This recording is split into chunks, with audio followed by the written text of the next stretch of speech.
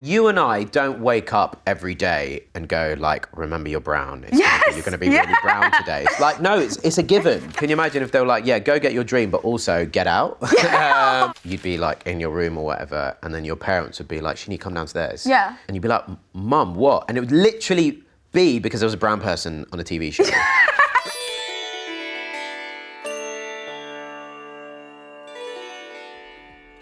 Whilst I'm pouring your cup of chai, can you tell the audience a little bit about yourself? My name is Nikesh Patel. I'm an actor. I grew up in Wembley, North West London. I started out, I suppose, largely doing theatre, acting on stage, but more recently have been doing film and TV. Let's start with some serious questions. Okay. How do you take your chai? Never scrimp on sugar. I agree. Because all of this needs that. Per cup, at least a spoon and a half. Maybe it makes sense why so many of us become doctors and dentists. Yes.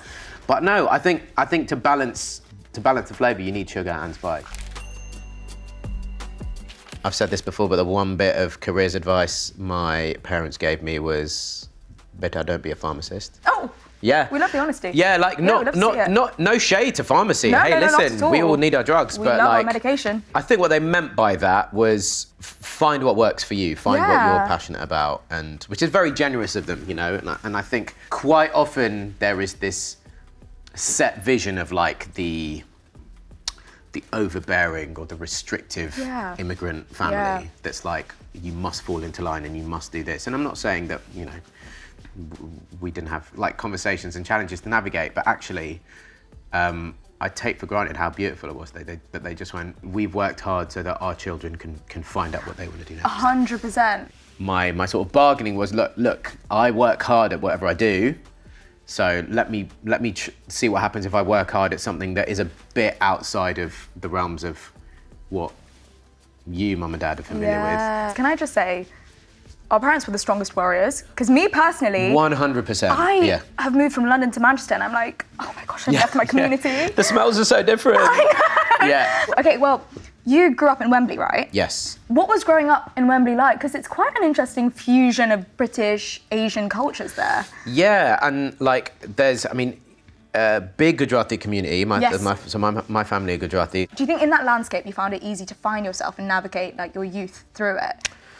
I don't think I thought about it consciously, if I'm honest. Okay. Yeah, so I think it's only as I've got older that I've thought like, you're able to see the value of growing up somewhere like that, where, you know, and I suppose it's a version of what a lot of Londoners feel as well. It's like you do have cultures mixing, you know, not always harmoniously, sometimes clashing, but actually the great thing about like being on Ealing Road or like Wembley High Road is like you can hear 5 different languages. So true. You know, so true. The driving is always a bit janky. Like you never like you have got people who go, I know the traffic light's over there, but I'm just going to stick my hand out, make eyes and drive that, and it'll be fine. One street, you got 5 different cuisines. Exactly. That's one of those things that when you're in it, and particularly as a kid, you don't really give it a second thought. But it's only when you're older, you're like, our lives are going to come at us with plenty of opportunities to other us or to remind 100%. Us that we're not, that we are a bit different. But actually what that upbringing did was sort of smooth that over. And because that stuff can really sit with you when you're young. 1,000%. You know, and kind of, like you said, it makes you second guess stuff. You look at the footprint that the South Asian community has on this country, on its history, on its culture, on its food, on its sports, you know, during COVID, like on its like literally on its health. That for me does not bear out in its cultural footprint. Right. I do think you're making significant change in the industry. I actually really do. And I think one of the huge things that you've done is dismantling this South Asian stereotype that we can't be romance leads. I think you've played a few, you know, romantic leads in your time. And I know growing up, for me, that was not a space that I saw South Asian actors or actresses in. And that is, I think, a lovely wave of that is coming in. Was that a thought in the process of auditioning for these roles, being like, I don't know if I've seen myself in these roles? 100% when I was auditioning for these projects, you think about exactly what you said, which is a very particularly in the West, the industry has a very weird for us anyway, like view of the women tend to be exoticized. Yes. True. And largely held up as objects of beauty. The men tend to be, if we're outside of Bollywood, like crucially, or even like asexualized.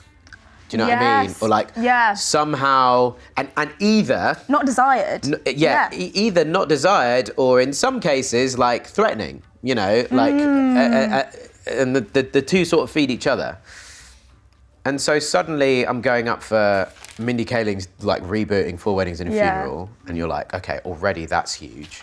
And it's to play the romantic lead in the show opposite Natalie Emmanuel. And yeah, that was huge. The exciting thing about making that, and that we talked about a lot, and it's interesting that it had to come from Mindy, who is American, and also a trailblazer in her own right. 100%. But it's the fabric of that show. Is British. It was set in London, so I was like, okay. Well, I'm glad someone has decided that this is long overdue. Yeah. And actually, what was quietly groundbreaking about that was about what was the way in which it just went, we're just going to do stuff. 100%. And it's not going to be a big deal. And it's not going to be a big deal. So I am in love with this wave of South Asians representing on camera and talking about their culture. I do it all the time. But there is something so beautiful about someone taking space in a role that almost has no mention of it, because they are reflective of the British landscape. Yeah. Them being there in itself is sufficient, right? You and I don't wake up every day and go like, remember you're brown. You're going to be really brown today. It's like, no, it's a given. 100%. And there will be moments in your day, in your work, where it'll flash up. So, like, they don't always have to be like microaggressions. They can just be, they could be like points of commonality, points of like... Or choosing chai instead of coffee. Just something like that, yeah. But I think what's exciting now, and there is a shift. For me, sometimes it feels slower than I'd like it to be, but I'm glad it's happening, is realizing that it doesn't have to be one or the other. Like, it doesn't have to be... I feel like as an actor, when you read a script and there are so many like cultural issues important cultural issues packed into it, that the writing doesn't allow room for a three-dimensional character. Yes, You can smell it a mile off. 100%. And how that manifests for me or anyone doing my job is you read the lines and you go, this doesn't feel like a living, breathing character. This feels like talking points. Yes. Whereas I think what is exciting, if I'm right, from what you picked up on, is that there is a space now where you can just watch someone be, because this is a visual medium. 100%. So sometimes it's quietly groundbreaking to just see like us two on this set. Yeah. And then we might talk about how much you love LinkedIn, for example. LinkedIn sponsor me. No. She's here.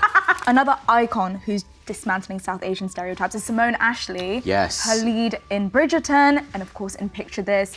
What was it like working with her, and how do you feel about her career progression just like taking off? I mean, we were talking about like, people who can change conversations and make decisions, and what's been, first of all, she was a joy to work with as an actor. Like, I read that script and I was like, oh great, I get to be in a rom-com opposite Simone Ashley, and then kept reading and it was like, and also get to play a character there where you end up with spoilers. Sindhu V at the end. So cool. I was like, yes, double yes.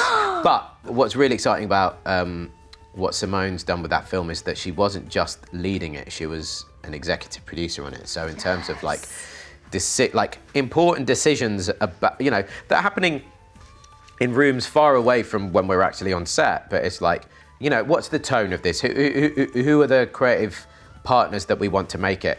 All stuff which, by the way, I myself am interested in potentially kind of like sitting in that seat. Yeah. So to see someone doing it and making it look as effortless as Simone was really inspiring. And 100%. She's just getting started as well. That's the really exciting thing. You talked about Mindy Kaling. Having other South Asians in the room with you, whether that be on the production team, in the director's seat, do you feel that in the work that you do? Do you see it in the work that gets produced? that presence? Yes, but slower than I'd like. Is my honest answer. But like, definitely, it's moving, or it has moved in the right direction. But it needs to be baked into the culture of how we make stuff, rather than a response to the news or to politics. And unfortunately, that's often not the way things work. You know, there'll be a move to affect like meaningful change, and then you find out that move is motivated by it being in or fashionable. Right. And the problem with that is eventually there will come a point where it drops out of fashion. And then what happens? So like, do we undo efforts to kind of correct representation or balance out like gender parity, for example? A lot of it comes down to, you know, kind of like selection processes and the how strict the process is for someone to be able to get their break. And you know, is that rooted in privilege, whether that's just financial privilege of like having a place to stay in London? Yeah, that's all that true. kind of thing. There's so many like sunk costs behind being able to make it in this industry. Yeah. And I guess there's so much like, obviously we've been lucky with parents who haven't quite like go get your dream, but even that, if you don't have that really puts you 10 steps behind, right? Oh my God, can you imagine if they were like, yeah, go get your dream, but also get out? Oh yeah, 100%. Or like, go get your dream, but also work this full-time job at the same time. Yeah. You are right. Everyone has a different starting point, and unfortunately, I think that experience sets you a few paces behind, so you've got to be extraordinary, almost, to break through. You have a strong community behind you. What does that look like in terms of the South Asian community? Do you feel them backing you? Do you get people maybe asking you for advice? Yeah, it has happened, and it's lovely whenever it does happen. You know, I think there is something really special about community, and I've definitely felt aware of it since I made my way in this industry. Suddenly, you get to a point where people want your advice. Yeah. And I will never sit here and say like my advice is definitive by any means. No. But you know, it's always really welcome. And also as a generation of us that are peers, what's been really exciting, and this sort of really started during lockdown. He's now a good friend of mine, Sasha Dewan. Nice. Incredible like body of work behind him. Yeah. Led by him, a few of us sort of realised, oh, we're all in our kind of respective lanes. Yeah. Working, but what doesn't tend to happen very often because of the industry that we're in and because the way it's set up is that you get to like come out of your lane and go, this is like, let's hang, you know, this is, we're not competition. We're not, you do you, I'll do me. Occasionally we'll both be up for the same thing and that's fine, but we are worth more to each other and to ourselves if we kind of like. Yeah, not to reduce it, but there is strength in numbers. 100%. Like that is, it's 100%. So it is just so, it works for everyone. In seeing yourself, you're probably inspiring a 6-year-old right now without even knowing, without just doing your thing. Yeah. You being here is doing so much. I want to ask, is there anyone that you looked up to? Yeah, so many. I mean, did you have the thing when you were a kid of you'd be like in your room or whatever, and then your parents would be like, Shini, come downstairs. Yeah. And you'd be like, Mum, what? And it would literally be because there was a brown person on a TV show. But literally that. Yes. And it was like... Do you know, I had it with Connie Huck. And she was obviously Blue Peter. Iconic. And my mum was just like, look at her. Yeah. And I'd look, and then that would be the end of the conversation. Like, But that was sufficient. Yeah. I was like, yeah, exactly. It worked. Yeah. That's huge though, right? Because of course there's a world in which you don't see Connie Huck in that role and you can still be here. But 100%. It's a huge source of strength. Who was that for you? There were lots of kind of like in different ways, I think. Goodness Gracious Me was huge. Yes. Growing up, particularly when we're talking about humour in relation to cultural stuff. It's why Goodness Gracious Me was so groundbreaking, is that there is a fine line between like respecting the culture. Yes. But then also not being too worthy. And inherent in comedy is a sense of fun. Yeah. Is a sense of like, and sometimes that's poking fun. Yeah. And sometimes that's going to rub people up the wrong way. Yeah. There is comedy that can do that very aggressively. But sometimes it's about going like, oh, I can poke fun at something because I love it. Goodness Gracious Me was huge. And then when I was at drama school, I remember Spooks was huge. Okay. It was about spies and MI5. Raza Jaffrey is a great South Asian actor. I think he's based largely in the States now. He had like a really kick-ass part on Spooks. Nice. And it's the same thing, right? You just watch that and it just affects your conceptualization of what you could be. 100%. You're like, he's cool. Yeah. Yeah, exactly. Because otherwise, if that doesn't exist, you have to dream bigger and go like, you know, well, what if I want to be a cowboy or whatever? I don't know why I picked cowboy. Maybe I yearn to do a Western, I don't know. Nikesh, it has been so lovely speaking to you. I feel like we could go on for hours. 100%. Yeah. We need like 5 jugs more of this. Chai, yeah. But I think we should raise our cup of chai to the future. To the future. Thank you very much for having me. In creative industries.